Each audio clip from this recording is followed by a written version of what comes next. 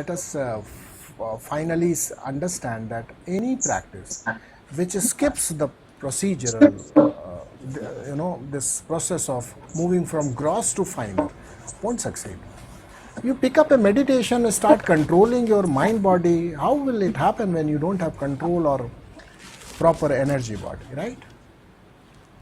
The energy body will see, mind body is at a very vulnerable position.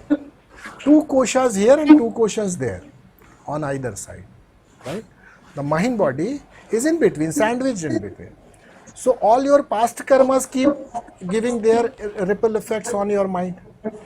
And whatever senses you are seeing, whatever your senses are gathering from outside, they are also affecting your mind body.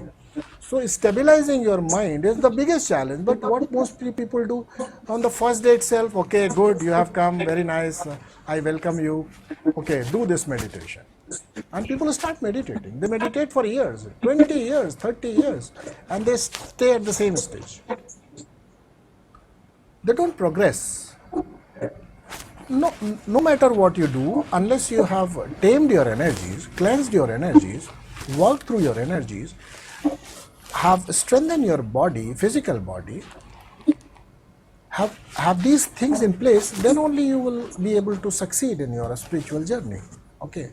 It's only by the divine grace if somebody succeeds that way. That is why it happens. Somebody in the past life was already a meditator, has already crossed that. So out of, let's say, 10,000 people, one person says, I am progressing. Looking at him or her, others think I'm not trying hard enough. No, he is experiencing or she is experiencing, why can't I? And you ignore that you are not born for the first time. All your experiences, all your progress, all your know-how is already stored there. So if somebody is already a meditator, somebody has already reached a state, this life is just a remembrance of it. He is already into a dharana or pratyahara or dhyana state. You will be able to do it, but you will not be able to do it.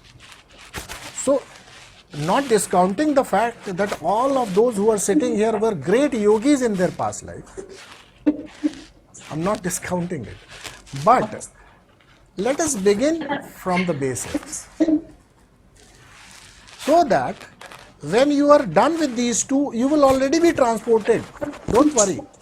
If somebody has already done with stabilization of physical body, stabilization of energy body, cleansing of energy body, all that has happened. If somebody has already reached pranayama, I am telling you, if somebody has already reached pranayama, has mastered the energy, he will automatically be transported to pratyahara, to dharana, to dhyan.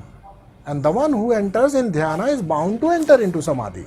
Nobody can stop other than himself or herself. So these are automatic process or the predefined processes, not in your control. See, nobody can claim that I did this much effort, so I become self-realized. Everybody attributes his success and failure or whatever it is, at least success. Modern day disciples attribute their failures also to their gurus, right? But earlier it was not so. They did not attribute failures to their masters, they took it on themselves, and whatever experience, bliss, Atma Sakshatkar, Bhagavad Prapti, they always said, it is the grace of the Lord or the grace of the Master, right? So this is how you are transported from one by one.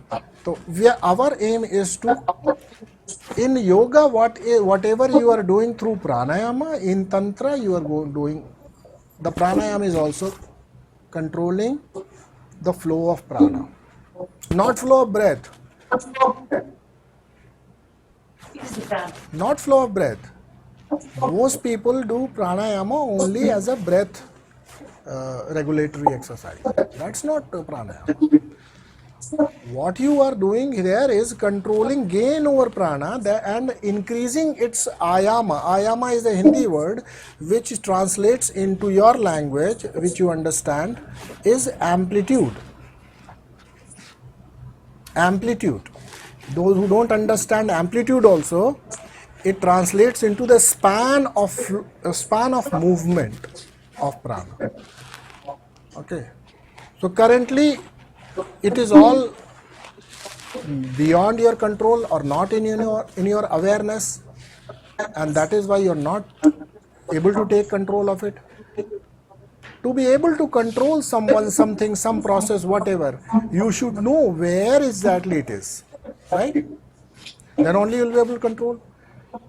So first thing is to become aware of prana.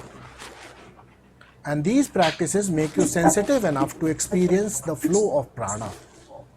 In Tattva Shakti Vigyan, all we are going to do is overhaul of your whole system, so that you become sensitive enough to the prana.